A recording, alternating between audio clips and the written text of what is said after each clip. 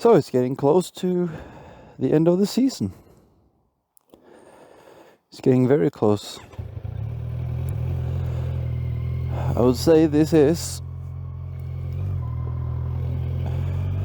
in the last weeks.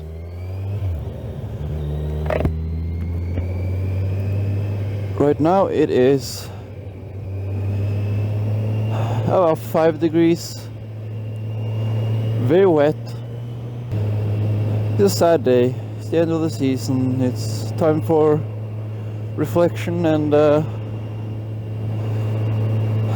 yeah, I got this bike May 28th and I have ridden it 8,850 kilometers just about. So I have made a lot of videos this year because well, personally I didn't find that I had a lot to say. So considering the corona, limited riding pretty much anywhere but alone, I haven't been able to do any group rides or anything. So I've really enjoyed having this bike, and I think this is the first year that I'll not be selling my bike when spring comes next year. I've had this tendency to just sell. I buy a new bike and I ride it for a year, and I usually find flaws that makes it less than ideal. My CBR, I wanted something a little bit more upright and relaxed, and then I got my MT-09, which was a really fun bike, and I can absolutely recommend that bike to just about anyone. But with my neck issues and shoulder issues, that upright position, fine for cruising at like 60 kilometers an hour, maybe even 80, but for acceleration and deacceleration, like twisties and stuff, it's a little hard to sort of hold on. So what I did was I sold that and bought this. Yeah, but I'm super happy with this bike. I think I'm gonna keep this bike for, I'm guessing 3 years. I've had it one season now. I'll probably keep it to the beginning of 2023. That way I can sell it with a 2-year warranty on it, which makes the bike worth a lot more when I sell it.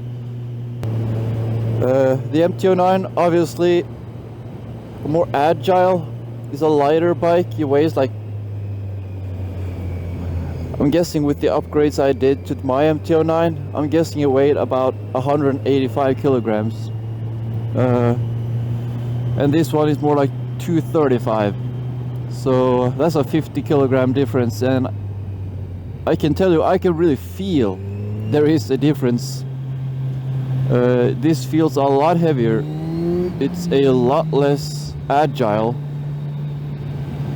but it's also a lot more stable and more comfortable in acceleration. The MT-09 had an ABS that you could actually get the rear wheel up. I have not been able to lift the rear wheel with this bike. I know the bike is capable, but the ABS is a little intrusive. It should be a little less intrusive, but I mean, I can still stop pretty well with this bike, so I'm not going to complain. Acceleration, I do believe this bike actually beats the MT-09. It has about 40 horsepower more and 30 more newton meters of torque, so even though it weighs a lot more, it has more stability. The issue with the MT-09 is 0 to 100 kilometers, 0 to 60 miles per hour. It's so light, the front wheel just bounces. This one with traction control at level 1, you can just give it full throttle. It's really cool. You just even if you rev it and slowly drop the clutch, you can just give it full throttle and it'll keep the front wheel pretty much down. It'll still come up a little bit, but not more than a few inches of max. So you can really get a good launch with this. This bike is so much more comfortable. Right now I'm using my my Racer Heat 4 heated gloves because it's 4 degrees and it's wet, so it's really cold. But if it's like 10 degrees Celsius, you can easily just wear your all year round gloves, because the mirrors literally pushes the air away from your hands. Mirrors, this bike is blowing every other bike out of the water. This is the best mirrors I have ever had on a bike. I can see 100% of what's going on behind me without using any kind of chicken winging or anything like that. Throttle control on this bike is a little jerky in the beginning. Even if you're really careful, you still get an abrupt kick of power. And you can see, if you can see, I'm trying to slowly give it gas, and still you can hear it sort of, even at the least amount of movement possible, it still has a little jerk. So you have to be aware of that. So the electronics is also blowing the MT-09 out of the water. The CBR didn't have any, so of course it beats that. So I'm just going to compare to the MT-09 with everything, because they're both more modern bikes. Actually, the MT-09 is a year younger than this one. This is a 2018 bike and the MT-09 was a 2019. So how is the bike on the wet? That depends on the tires. I've already had moments where the rear wheel completely let go on the wet, but that was using the stock S20 tires. And like most tires that comes with the bike, the OEM tires, they're not that good. With the Metzlers, I feel like I have optimal grip on this bike. It's a heavy bike, so obviously we have a lot of weight on the tires, but that also means that if you're cornering, there's a lot of weight pushing to the side of the bike. So when I got the Metzlers, I was riding at about 10 degrees weather-ish, and I swear I could go knee down in the wet. It's wetter than it is right now. And I was doing the corners at probably like 25 degrees lead angle at least, and accelerating out of the corners, never slipping once. So with the M9 RR tires, this bike is great for dry, wet and cold conditions. I really like the sound of this bike. At about 6,000 RPMs, it really comes to life. It starts roaring, and yeah, it sounds like a sporty bike at high RPMs. It doesn't make a lot of noise on the lower RPMs. So when you're riding in areas with a lot of people, you just keep it to low revolutions and you won't bother people. But if you go down a little bit, give it first gear just to show you the sound here.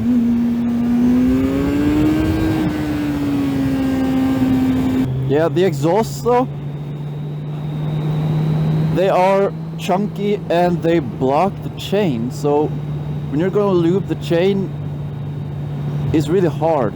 I can't use spray lube because it's gonna spray everywhere and it's not gonna hit the chain at all, because I can't really get in there.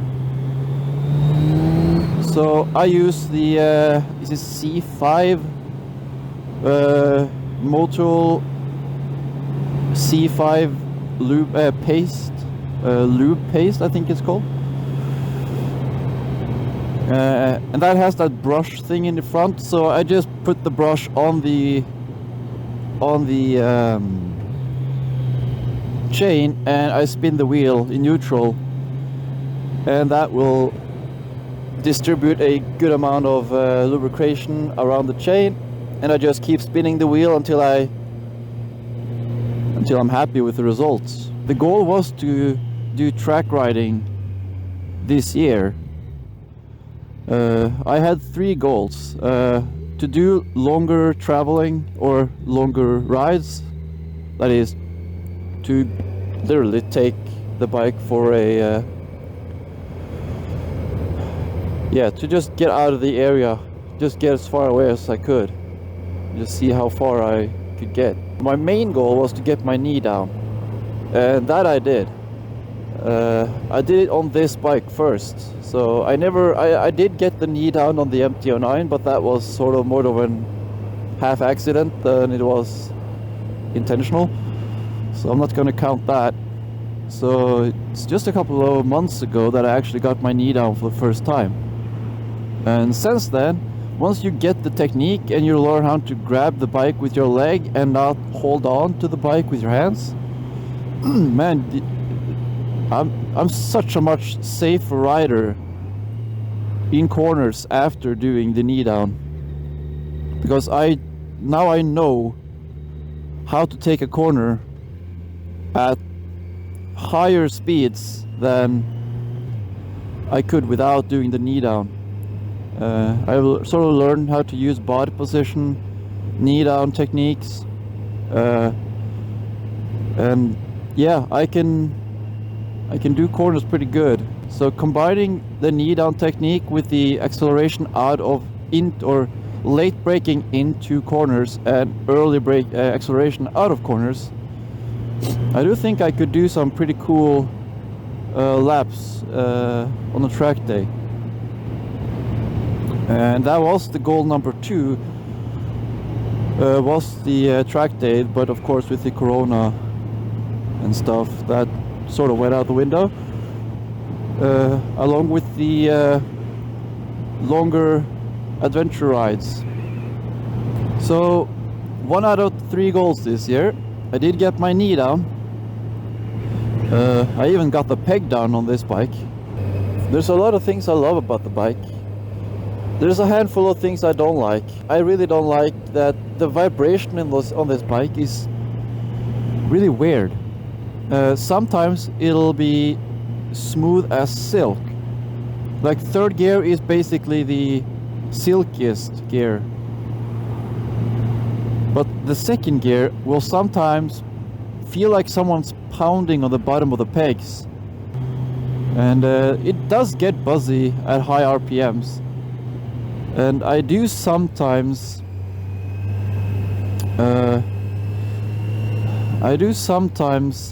feel like it's numbing my hands a little bit, but nothing crazy, nothing that really bothers me.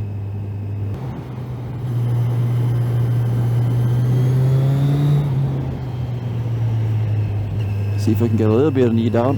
I don't think I dare.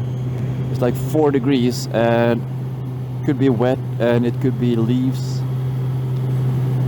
This, by the way, is the area that I actually lost control and almost slipped off. And I think it's a little bit of a dip in the middle of the corner there. I think I gave it throttle exactly at that moment. And I think that's what sort of, along with other things, I think that's the reason why the rear wheel just couldn't hold the grip. Still haven't had a passenger on this bike. I don't like having passengers on bikes that's forward leaned. I'm going to put a steel braided brake line on it for the front wheel or for the front brakes. That I'm going to do because I realized the front brake really fades pretty quickly. So if I'm going in really twisty areas and I'm braking a lot, I can feel the brakes just losing power pretty quickly. just the oil getting heated and softening up the brake lines, and they expand, so you don't get the pressure. If I get those steel braided brake lines, then it won't be a problem at all. So, and that's a pretty cheap upgrade. So it's getting dark, as you can see, and you can see the lights. It's pretty good.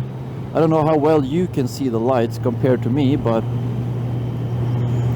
I can see pretty good when these lights are on, and the long range lights too are really good,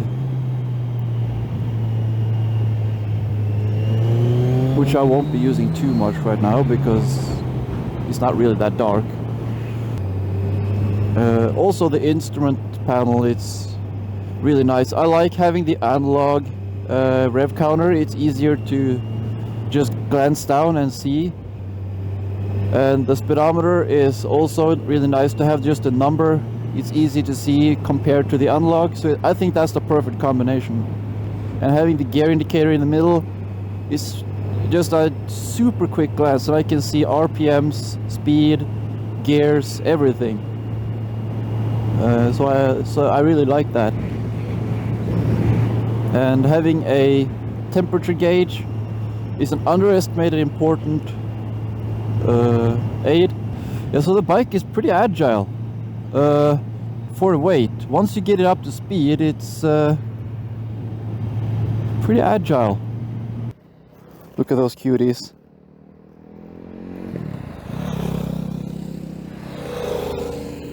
Tell me those aren't cute. Okay, so I'm not gonna do a 0 to 100, but I'm just gonna show you the traction control. As you see, it cuts in when the front rises, so you don't actually do a wheelie. The front will stay pretty much down, which is very, very good. You can't turn it off. If you want to do wheelies, you can just turn it off. It has 4 settings: off, 1, 2 and 3. 3 being rain mode. It's extremely sensitive, and it doesn't even have to be slippery. It'll just kick in if you start throttling.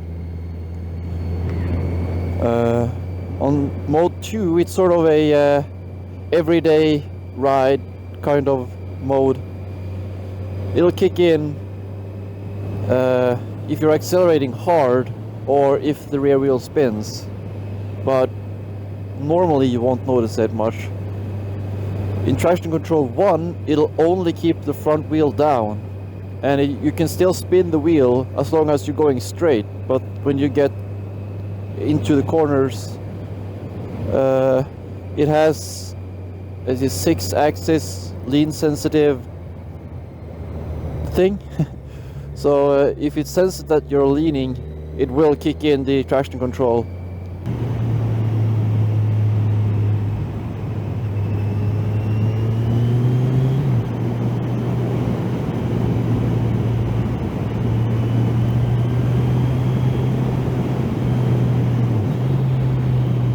Now these guys again. But yeah, the bike is just great. I can't complain, really. Can you get a better bike? Yeah, of course, but not for the price. I got this 23% off as well, so the bike is originally 250,000 Norwegian crowns, and I got it for 190, which is like 60,000 off the 250,000 standard price. So yeah, no complaints, none whatsoever. The power mode, I don't really use it that much. I like using it if I'm cruising on the freeway or highway, because it's easier to just keep the same speed at all times. But in general, there's no real point. The whole modes thing is sort of unnecessary on just about any bike, because if you put it in traction control 3, you won't be able to give full throttle anyway. It'll just cut the engine. So it's not like you're going to overpower the engine. It does get a little smoother, of course, in low power, because you have 30% less throttle at full throttle. Or, yeah, 30% less power at full throttle. But yeah, I don't really see the point. If someone removed the mode button or the power button, I wouldn't really care.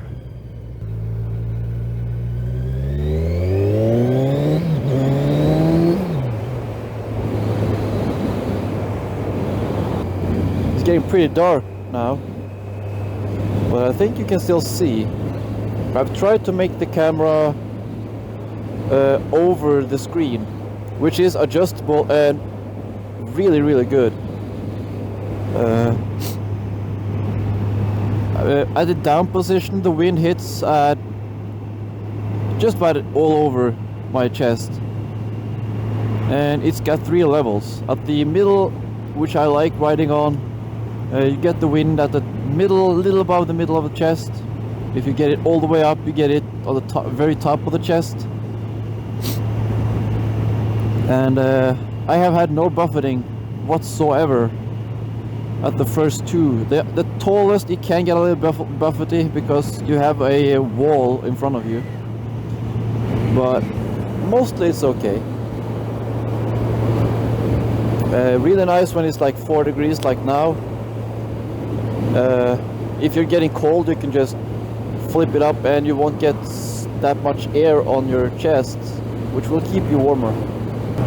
Yeah, so I do hope you enjoyed this random video. I don't even know what I've been talking about. I'm just babbling on like usual.